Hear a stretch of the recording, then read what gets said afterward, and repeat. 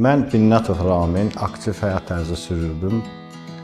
Bir idman yarışı nəticəsində ağır zərbələrdən sonra fiziki məhdudiyyətli oldum. Komissiyadan keçdikdən sonra birinci qrup fiziki məhdudiyyətli əlillik dərəcəsi aldım və bərpa və ortopedik mərkəzə göndərildim. Demək, mən buradan mənə lazım olan bütün texniki vasitələrlə təmin olundum.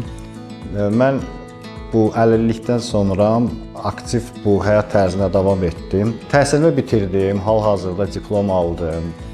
IT sahəsi üzrə, SEO, SMM sahəsi üzrə təhsilimi bitirdikdən sonra artıq bu mənə imkan verir ki, IT biliklərimdən istifadə edib və sosial marketinqlə özümə bir istədiyim, sevdiyim işi tapdım. Hal-hazırda mən freelans olaraq çalışıram.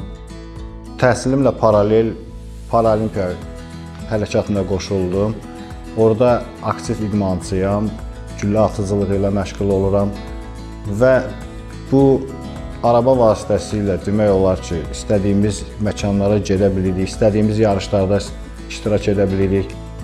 Fiziki məhdudiyyətli olmaq bir əngəl deyil.